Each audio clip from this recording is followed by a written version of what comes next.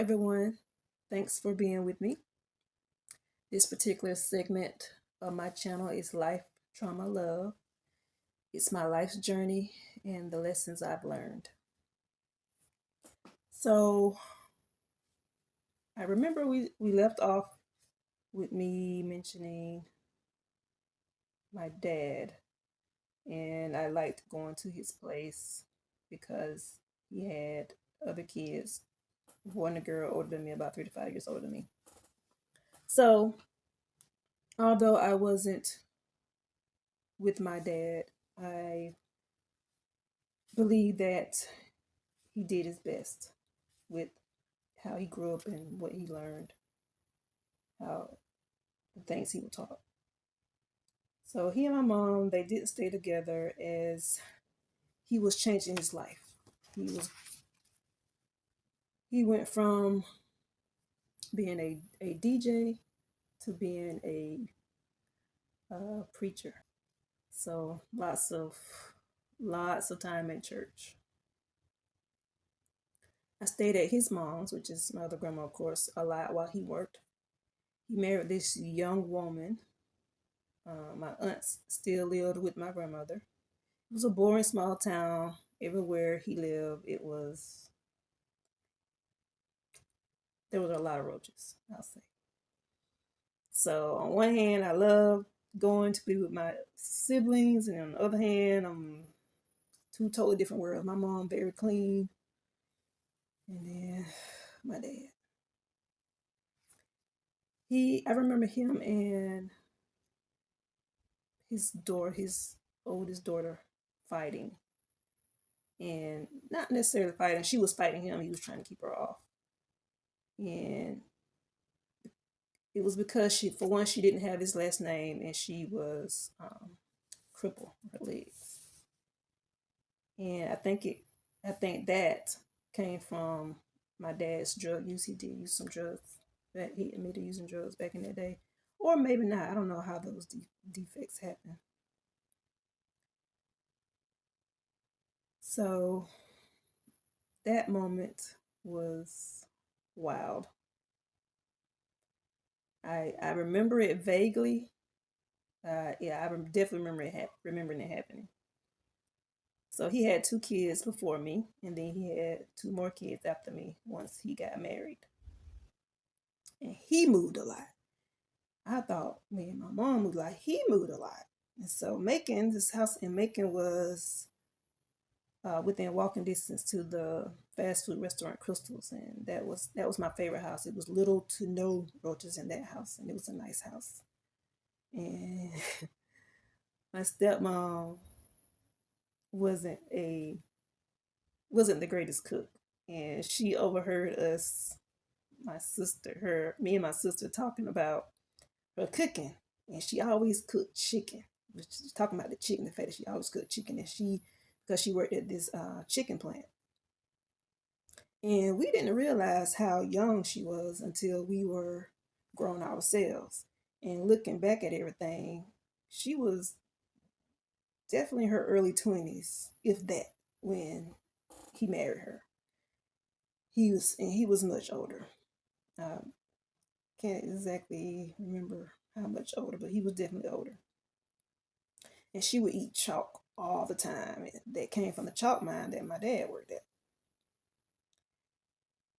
But we loved her. We loved her and we liked her, and she loved going to yard sales early in the morning. And I'm thinking maybe she just had no choice. And she also had a twin sister whose cooking was worse than hers. And she had even more, I'll say bugs. She had even more bugs than her and my dad.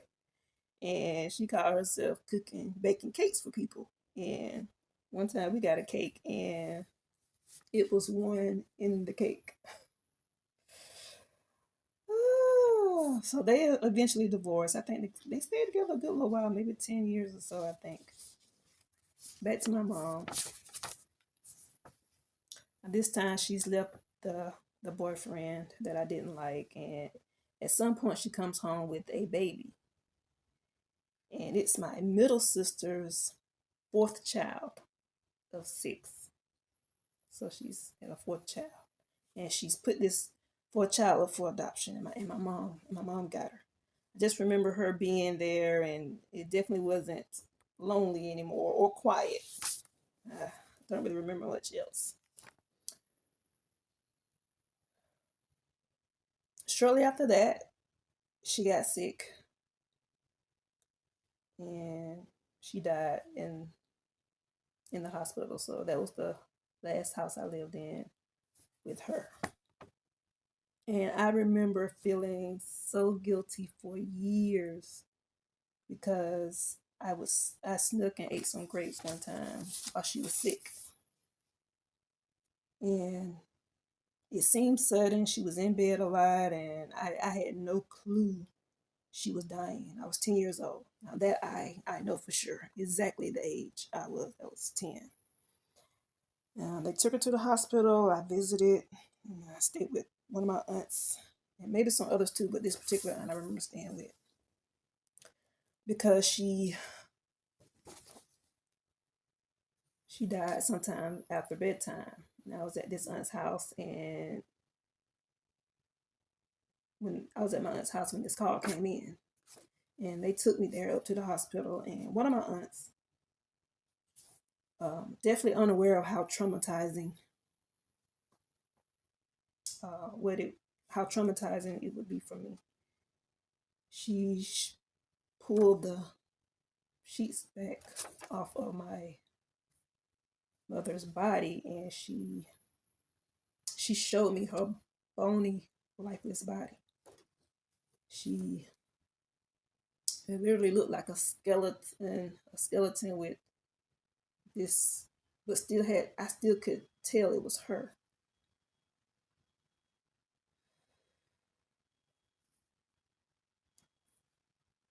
That bothered me for a long, long time.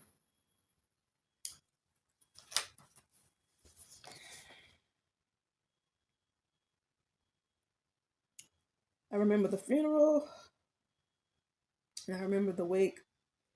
There's a lots of strangers at the house. It was just unreal how many people were there that I had never seen before or maybe seen once or twice.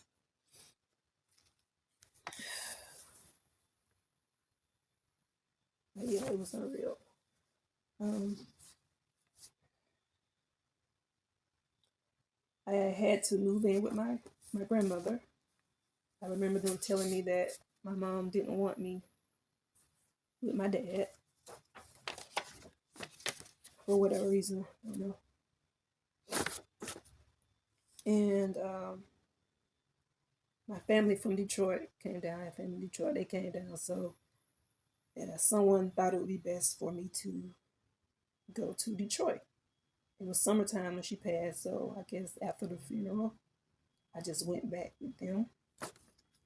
And that was my first time in Detroit. And I stayed with my aunt and my cousin.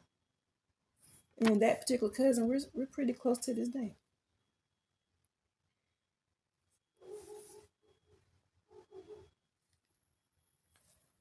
Um,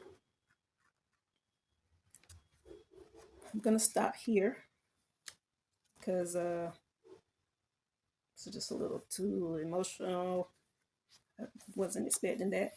I've done a lot of healing, and I learned a lot about life and spirituality and just how this life works and with death and everything. So I have a better understanding of it, and I accept it for what it is. But I guess just that visual, I guess, is still there for me.